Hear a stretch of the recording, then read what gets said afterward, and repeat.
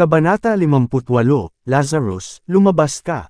Ang kabanatang ito ay batay sa Lucas Kapitulo 10 versikulo 38 hanggang 42, Juan Kapitulo 11 versikulo 1 hanggang 44. Kabilang sa pinakamatatag na mga alagad ni Kristo ay si Lazarus ng Bethania.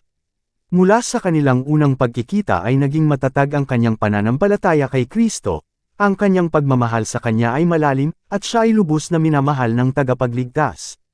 Para kay Lazarus ginawa ang pinakadakilang himala ni Kristo. Pinagpala ng tagapagligtas ang lahat ng humingi ng kanyang tulong, mahal niya ang buong sangkatauhan, ngunit sa ilan siya ay nakatali sa kakaibang magiliw na pagsasama. Ang kanyang puso ay niniting ng isang matibay na bigkis ng pagmamahal sa pamilya sa Bethany, at para sa isa sa kanila ang kanyang pinakakahanga-hangang gawain ay naisagawa. Sa tahanan ni Lazarus, madalas na nakatagpo ng kapahingahan si Jesus. Ang tagapagligtas ay walang sariling tahanan, siya ay umaasa sa mabuting pakikitungo ng kanyang mga kaibigan at disipulo, at madalas, kapag pagod, nauuhaw sa pakikasama ng tao, siya ay natutuwa na tumakas sa mapayapang sambahayan, malayo sa hinala at paninibugho ng galit na mga Fariseo. Dito ay natagpuan niya ang isang taos-pusong pagtanggap, at dalisay, banal na pagkakaibigan. Dito siya ay nakapagsalita ng simple at ganap na kalayaan, alam na ang kanyang mga salita ay mauunawaan at pahalagahan. Pinahahalagahan ng ating tagapagligtas ang isang tahimik na tahanan at mga interesadong tagapakinig. Hinahangad niya ang lamang, kagandahang loob, at pagmamahal ng tao. Ang mga tumanggap ng makalangit na tagubilin na lagi niyang handang ibigay ay lubos na pinagpala. Habang sinusundan ng maraming tao si Kristo sa mga bukas na parang, inihayag niya sa kanila ang mga kagandahan ng natural na mundo. Sinikap niyang buksan ang mga mata ng kanilang pangunawa, upang kanilang makita kung paano itinataguyod ng kamay ng Diyos ang mundo. Upang tawagin ang pagpapahalaga sa kabutihan at kagandahang loob ng Diyos, tinawag niya ang atensyon ng kanyang mga nakikinig sa mahinang pagbagsak ng hamog, sa mahinang pagbuhos ng ulan at maliwanag na sikat ng araw, na ibinibigay sa mabuti at masama. Ninanais niyang lubos na matanto ng mga tao ang pagsasaalang-alang na ipinagkakalob ng Diyos sa mga kasangkapan ng tao na kanyang nilikha. Ngunit ang karamihan ay mabagal sa pakikinig, at sa tahanan sa Bethania si Kristo ay nakatagpo ng kapahingahan mula sa pagod na labanan ng pampublikong buhay. Dito niya binuksan sa isang mapagpahalagang madla ang dami ng providence. Sa mga pribadong panayam na ito ay inihayag niya sa kanyang mga tagapakinig ang hindi niya sinubukang sabihin sa magkahalong karamihan. Hindi niya kailangang makipag-usap sa kanyang mga kaibigan sa pamamagitan ng mga talinghaga. Habang si Kristo ay nagbigay ng kanyang magagandang aral, si Maria ay nakaupo sa kanyang paanan, isang magalang at tapat na tagapakinig. Sa isang pagkakataon, si Marta, na nalilito sa pangangalaga sa paghahanda ng pagkain, ay pumunta kay Kristo, na nagsasabi, Panginoon, wala ka bang pakialam na pinabayaan ako ng aking kapatid na maglingkod na mag-isa? Sabihin mo sa kanya na tulungan niya ako. Ito ang panahon ng unang pagdalaw ni Kristo sa Bethania. Ang tagapagligtas at ang kanyang mga disipulo ay katatapos pa lamang maglakbay sa nakakapagod na paglalakbay mula sa Jericho. Si Martha ay sabik na ibigay ang kanilang kaginhawahan, at sa kanyang pagkabalisa ay nakalimutan niya ang kagandahang loob na dulot ng kanyang panauhin. Sinagot siya ni Jesus ng mahinahon at matiyagang mga salita, Marta, Marta, ikaw ay nababalisa at nababagabag tungkol sa maraming bagay, ngunit isang bagay ang kailangan, at pinili ni Maria ang mabuting bahagi, na hindi aalisin sa kanya. Iniimbak ni Maria ang kanyang isip sa mga mahahalagang salita na nahuhulog mula sa mga labi ng tagapagligtas, mga salita na higit na mahalaga sa kanya kaysa sa pinakamamahal na mga hiyas sa lupa. Ang isang bagay na kailangan ni Martha ay isang mahinahon, devosyonal na espiritu, isang mas malalim na pagkabalisa para sa kaalaman tungkol sa hinaharap, walang kamatayang buhay, at mga biyayang kailangan para sa espiritual na pagsulong. Kailangan niya ng mas kaunting pagkabalisa para sa mga bagay na lumilipas, at higit pa para sa mga bagay na nananatiling magpakailanman. Tuturuan ni Jesus ang kanyang mga anak na samantalahin ang bawat pagkakataon na matamo ang kaalamang iyon na magpaparunong sa kanila tungo sa kaligtasan. Ang layunin ni Kristo ay nangangailangan ng maingat, masipag na manggagawa. May malawak na larangan para sa mga Martha, taglay ang kanilang sigasig sa aktibong relihiyosong gawain. Ngunit hayaan muna silang maupo kasama ni Maria sa paanan ni Jesus. Hayaang ang kasipagan, pagiging maagap, at lakas ay mapabanal ng biyaya ni Kristo, kung gayon ang buhay ay magiging isang di malulupig na kapangyarihan para sa kabutihan. Pumasok ang kalungkutan sa mapayapang tahanan kung saan nagpahinga si Jesus. Si Lazarus ay dinapuan ng biglaang karamdaman, at ang kanyang mga kapatid na babae ay nagpadala sa tagapagligtas, na nagsasabi, Panginoon, narito, ang iyong minamahal ay may sakit. Nakita nila ang karahasan ng sakit na dumaan sa kanilang kapatid, ngunit alam nila na ipinakita ni Kristo ang kanyang sarili na kayang pagalingin ang lahat ng uri ng sakit. Naniniwala sila na siya ay makikiramay sa kanilang paghihirap, kaya't hindi sila gumawa ng agarang paghingi ng kanyang agarang presensya, ngunit ipinadala lamang ang mapagkakatiwalaang mensahe, siya na iyong iniibig ay may sakit. Inakala nila na siya ay agad na tutugon sa kanilang mensahe, at makakasama nila sa sandaling makarating siya sa Betania. Sabik silang naghintay ng salita mula kay Jesus. Habang ang kislap ng buhay ay nabubuhay pa sa kanilang kapatid, sila ay nanalangin at naghintay sa pagdating ni Jesus. Ngunit bumalik ang mensahero nang wala siya. Ngunit dinala niya ang mensahe, ang sakit na ito ay hindi sa kamatayan, at kumapit sila sa pag-asa na mabubuhay si Lazarus. Magiliw nilang sinubukang magsalita ng mga salita ng pag-asa at pampatibay loob sa halos walang malay na nagdurusa. Nang mamatay si Lazarus, sila ay lubhang nabigo, ngunit nadama nila ang nagpapanatili na biyaya ni Kristo, at ito ang pumipigil sa kanila sa pagmumuni-muni ng anumang sisihin sa tagapagligtas. Nang marinig ni Kristo ang mensahe, inisip ng mga alagad na tinanggap niya ito ng malamig. Hindi niya ipinakita ang kalungkutan na inaasahan nilang ipapakita niya. Pagtingala sa kanila, sinabi niya, ang sakit na ito ay hindi sa kamatayan, kundi sa ikaluluwalhati ng Diyos, upang ang anak ng Diyos ay maluwalhati sa pamamagitan nito. Sa loob ng 2 araw siya ay nanatili sa lugar kung saan siya naruroon. Ang pagkaantala na ito ay isang misteryo sa mga disipulo. Kay laking kaliwan ng kanyang presensya sa naghihirap na sambahayan. Naisip nila, ang kanyang matinding pagmamahal sa pamilya sa Betania ay kilala ng mga disipulo, at nagulat sila na hindi siya tumugon sa malungkot na mensahe, siya na iyong iniibig ay may sakit. Sa loob ng 2 araw ay tila inalis ni Kristo ang mensahe sa kanyang isipan, sapagkat hindi siya nagsalita tungkol kay Lazarus. Naisip ng mga alagad si Juan Bautista, ang tagapagpauna ni Jesus. Nagtataka sila kung bakit si Jesus, na may kapangyarihang gumawa ng mga kamanghamanghang himala, ay pinahintulutan si Juan na malugmok sa bilangguan, at mamatay sa isang marahas na kamatayan. Taglay ang gayong kapangyarihan, bakit hindi iniligtas ni Kristo ang buhay ni Juan? Ang tanong na ito ay madalas itanong ng mga Pariso, na iniharap ito bilang isang hindi masasagot na argumento laban sa pag-aangkin ni Kristo bilang anak ng Diyos. Binalaan ng tagapagligtas ang kanyang mga disipulo sa mga pagsubok, pagkalugi, at pag-uusig. Iiwan ba niya sila sa pagsubok? Ang ilan ay nagtanong kung nagkamali sila sa kanyang misyon. Labis na nabahala ang lahat. Pagkaraan ng 2 araw na paghihintay, sinabi ni Jesus sa mga alagad, pumunta tayong muli sa Judea. Tinanong ng mga disipulo kung bakit, kung pupunta si Jesus sa Judea, naghintay siya ng 2 araw. Ngunit ang pagkabalisa para kay Kristo at para sa kanilang sarili ang nangunguna sa kanilang isipan. Wala silang makita kundi panganib sa kursong tatahakin niya. Guro, ang sabi nila, ang mga Hudyo kamakailan ay naghangad na batuhin ka, at pupunta ka ulit doon. Sumagot si Jesus, hindi ba't may 12 oras sa isang araw? Ako ay nasa ilalim ng patnubay ng aking Ama, basta't ginagawa ko ang kanyang kalooban, ang aking buhay ay ligtas. Ang aking 12 oras ng araw ay hindi pa natatapos. Ako ay pumasok sa huling labi ng aking araw, ngunit habang nananatili ang alinman sa mga ito, ligtas ako. Kung ang sinuman ay lumalakad sa araw, pagpapatuloy niya, hindi siya natitisid, sapagkat nakikita niya ang liwanag ng mundong ito. Siya na gumagawa ng kalooban ng Diyos, na lumalakad sa landas na itinakda ng Diyos, ay hindi maaaring matisod at mahulog. Ang liwanag ng gumagabay na Espiritu ng Diyos ay nagbibigay sa kanya ng malinaw na pangunawa sa kanyang tungkulin, at umaakay sa kanya hanggang sa pagtatapos ng kanyang gawain. Ngunit kung ang isang tao ay lumalakad sa gabi, siya'y natitisid, sapagkat walang liwanag sa kanya. Siya na lumalakad sa landas na pinili niya, kung saan hindi siya tinawag ng Diyos, ay matitasad. Para sa kanya ang araw ay nagiging gabi, at saan man siya naruroon, siya ay hindi ligtas.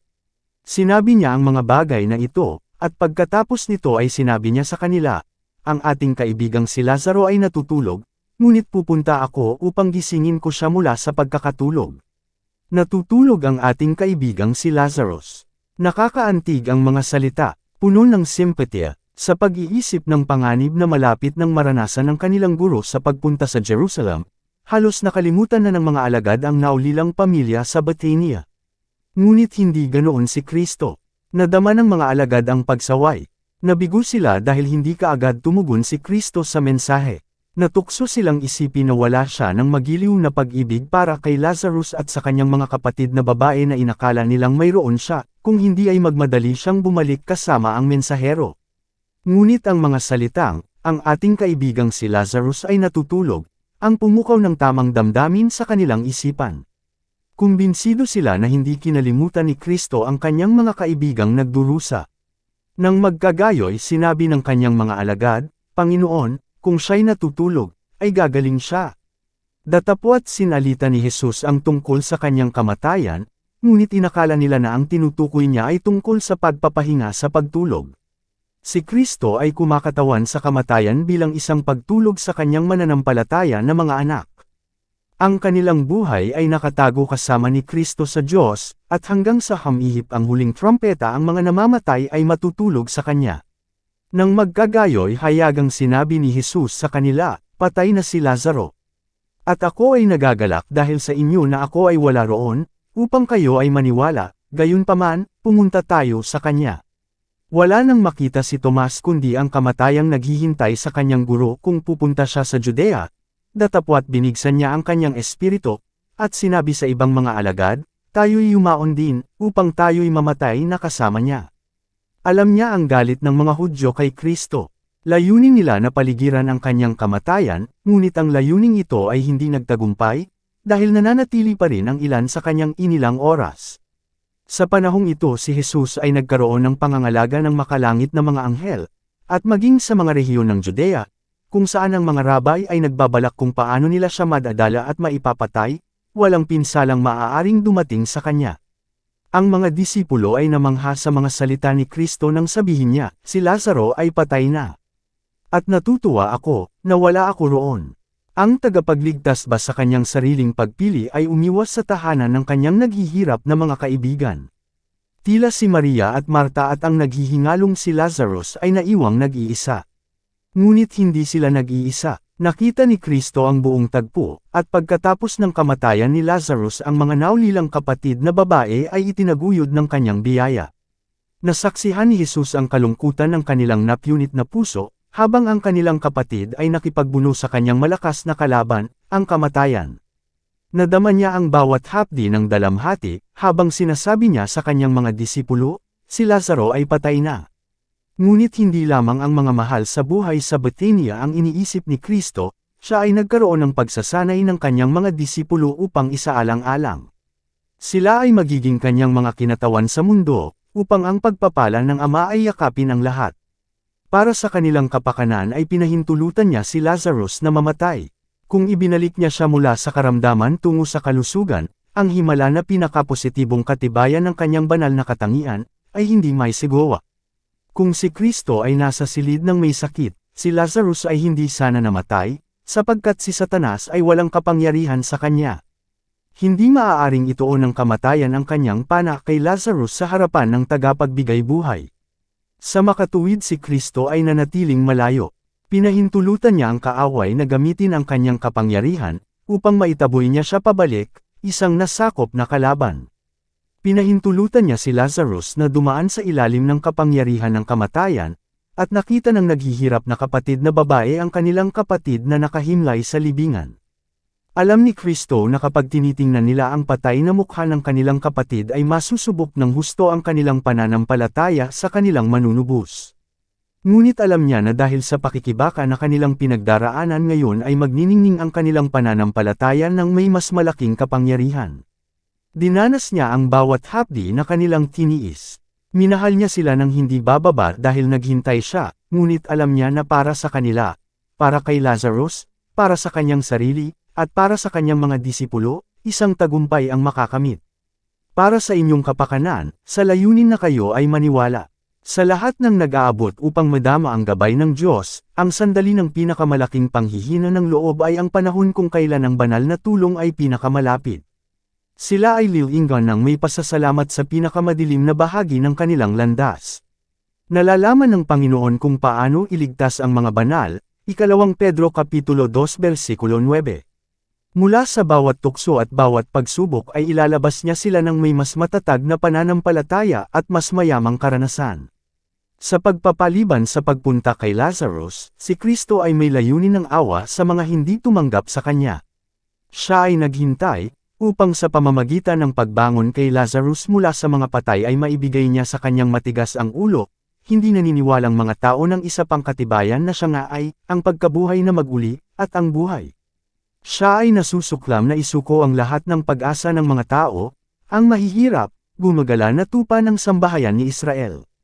Nadudurog ang kanyang puso dahil sa kanilang kawalan ng pagsisisi. Sa kanyang awa, nilayon niyang bigyan sila ng isa pang katibayan na siya ang tagapagpapanumbalik, ang isa na tanging makapagdadala ng buhay at kawalang kamatayan sa liwanag. Ito ay upang maging isang katibayan na ang mga pari ay hindi maaaring maling pakahulugan. Ito ang dahilan ng kanyang pagkaantala sa pagpunta sa Bethania.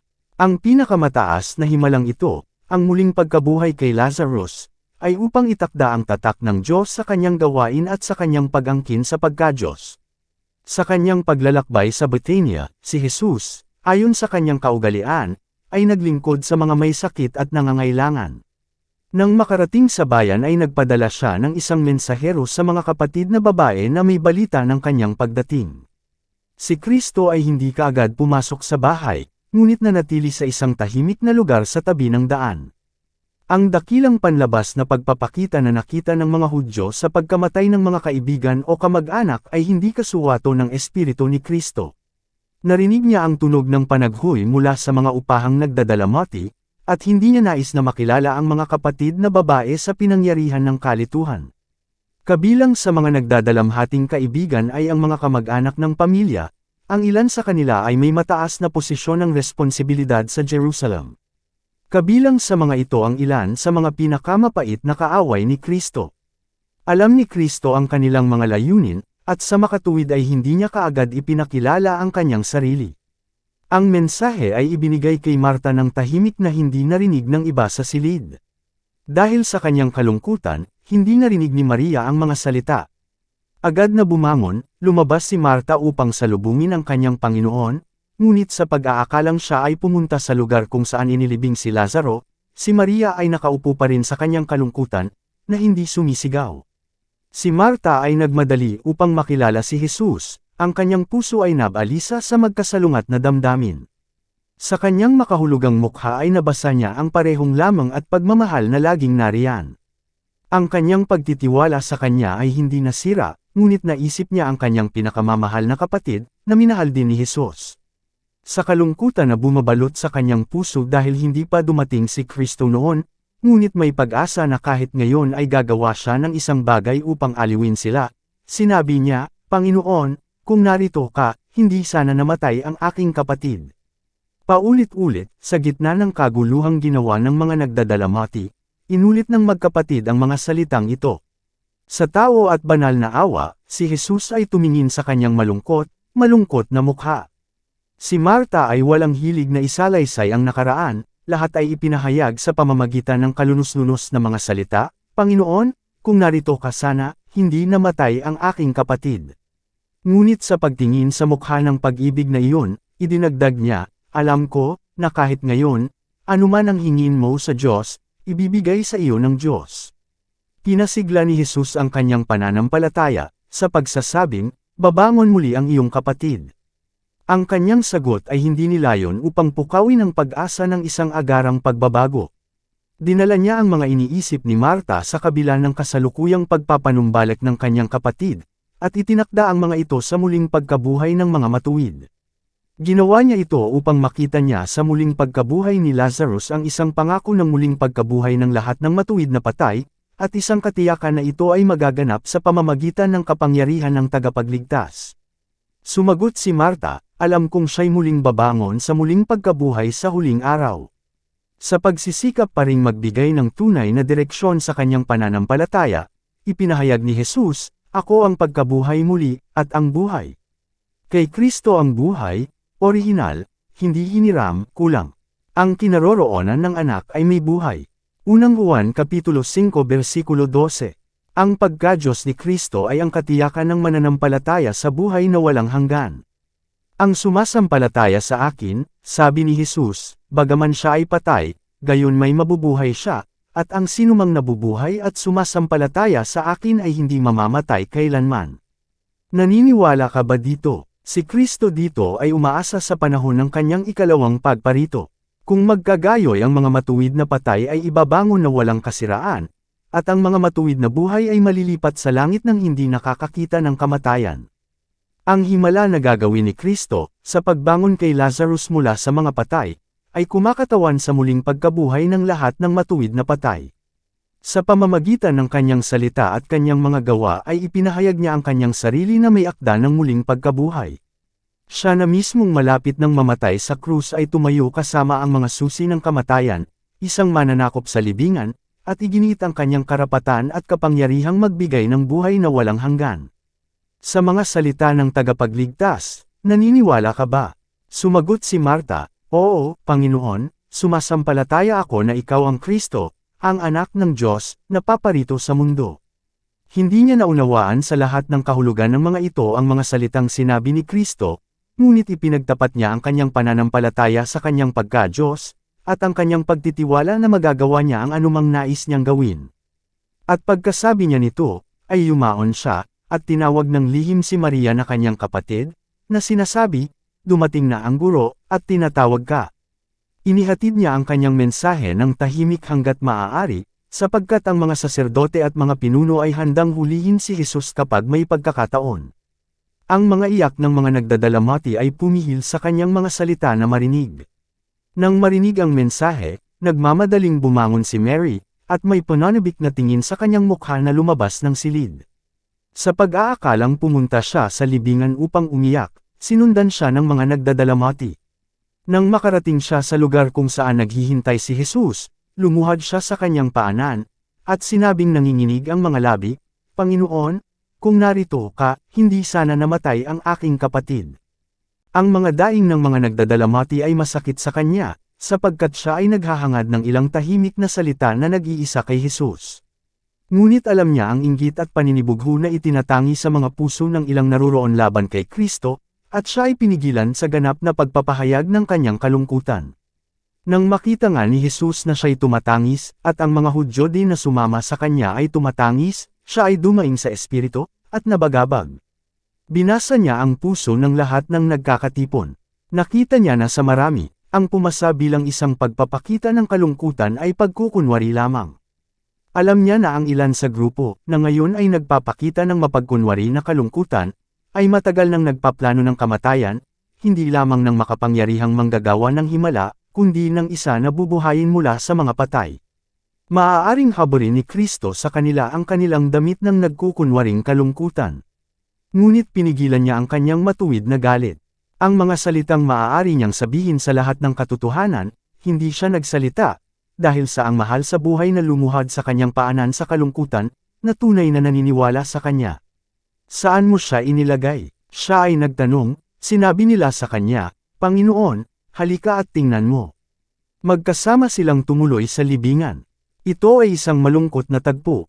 Si Lazarus ay labis na minamahal, at ang kanyang mga kapatid na babae ay umiyak para sa kanya ng may durog na puso, habang ang mga naging kaibigan niya ay naghalo ng kanilang mga luha sa mga naulilang kapatid na babae. Dahil sa kapighatiang ito ng tao, at sa katotohanan na ang mga kaibigang naghihirap ay maaaring magdalamhati sa mga patay habang nakatayo ang tagapagligtas ng mundo, si Jesus ay umiyak. Bagamat siya ay anak ng Diyos, ngunit kinuha niya ang kalikasan ng tao, at naantig siya ng kalungkutan ng tao. Ang kanyang magiliw, maawang puso ay laging nagising sa pakikiramay sa pamamagitan ng pagdurusa.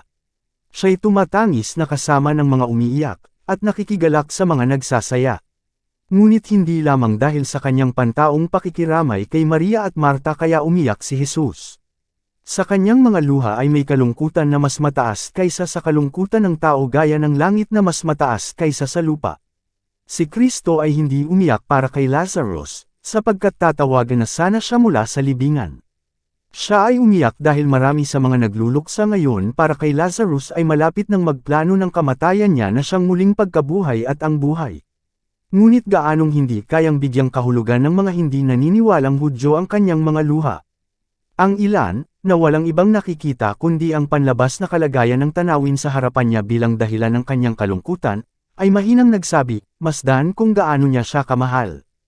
Ang iba, na naghahangad na ihulog ang binhi ng kawalan ng pananampalataya sa mga puso ng mga naroroon, ay nagsabi ng panunuya, hindi kaya ang taong ito, na nagpadilat ng mga mata ng bulag, ay nagawa na maging ang taong ito ay hindi mamatay. Kung nasa kapangyarihan ni Kristo na iligtas si Lazarus, bakit niya hinayaan siyang mamatay? Sa mata ng makahulang nakita ni Kristo ang alitan ng mga Pariso at mga Seduso. Alam niya na pinag-iisipan nila ang kanyang kamatayan. Alam niya na ang ilan sa mga tila nakikiramay ngayon ay malapit ng isara laban sa kanilang sarili ang pintuan ng pag-asa at ang mga pintuan ng lungsod ng Diyos. Isang eksena ang malapit ng magaganap, sa kanyang kahihiyan at pagpapako sa krus, na magreresulta sa pagkawasak ng Jerusalem, at sa panahong iyon ay walang mananangis para sa mga patay. Ang kaparusahan na dumarating sa Jerusalem ay malinaw na inilarawan sa harap niya. Nakita niya ang Jerusalem na napapaligiran ng mga hukbong Romano. Alam niya na marami ngayon ang umiiyak para kay Lazarus ay mamamatay sa pagkubkob sa lungsod, at sa kanilang kamatayan ay wala ng pag-asa. Ito ay hindi lamang dahil sa tanawin sa harap niya na si Kristo ay umiyak. Ang bigat ng kalungkutan ng mga mahabang panahon ay nasa kanya. Nakita niya ang kakilakilabot na epekto ng paglabag sa batas ng Diyos. Nakita niya na sa kasaysayan ng mundo, simula sa pagkamatay ni Abel, ang labanan sa pagitan ng mabuti at masama ay walang tigil. Sa pagtingin sa mga darating na taon, nakita niya ang pagdurusa at kalungkutan, luha at kamatayan, na magiging kapalaran ng mga tao. Ang kanyang puso ay tinusok ng sakit ng sangkatauhan sa lahat ng edad at sa lahat ng lupain. Ang mga paghihirap ng makasalanang lahi ay mabigat sa kanyang kaluluwa, at ang bukal ng kanyang mga luha ay nabasag habang siya ay naghahangad na maibsan ang lahat ng kanilang paghihirap. Si Jesus nga, muling dumaing sa kanyang sarili, ay dumating sa libingan. Si Lazarus ay inilagay sa isang kuweba sa isang bato, at isang napakalaking bato ang inilagay sa harap ng pasukan. Alisin ninyo ang bato, sabi ni Kristo. Sa pag-aakalang nais lamang niyang tingnan ang mga patay, tumutol si Marta, sinabi na ang bangkay ay inilibing ng 4 na araw, at ang katiwalian ay nagsimula na sa gawain nito. Ang pahayag na ito, na ginawa bago ang pagbangon kay Lazarus, ay hindi nag-iwan ng puwang para sa mga kaaway ni Kristo na sabihin na isang panlilin lang ang ginawa. Noong nakaraan, ang mga Pariso ay nagpapakalat ng mga maling pahayag tungkol sa mga pinakakahanga-hangang pagpapakita ng kapangyarihan ng Diyos. Nang buhayin ni Kristo ang anak ni Jairo, sinabi niya, ang dalaga ay hindi patay, kundi natutulog. Marcos Kapitulo 5 versikulo 39. Dahil siya ay nagkasakit lamang ng maikling panahon, at nabuhay kaagad pagkatapos ng kamatayan, ang mga Pariso ay nagpahayag na ang bata ay hindi patay, na si Kristo mismo ang nagsabi na siya ay natutulog lamang. Sinubukan nilang ipakita na hindi kayang pagalingin ni Kristo ang sakit, na may karumaldumal na paglalaro tungkol sa kanyang mga himala. Ngunit sa kasong ito, walang makakaila na patay na si Lazarus. Kapag ang Panginoon ay gagawa ng isang gawain, si Satanas ay kumikilos sa isang tao upang tumutol. Alisin ninyo ang bato, sabi ni Kristo. Hanggat maaari, ihanda ang daan para sa aking gawain. Ngunit ang positibo at mapaghangad na kalikasan ni Martha ay iginiit ang sarili nito. Ayaw niyang makita ang naaagnas na katawan.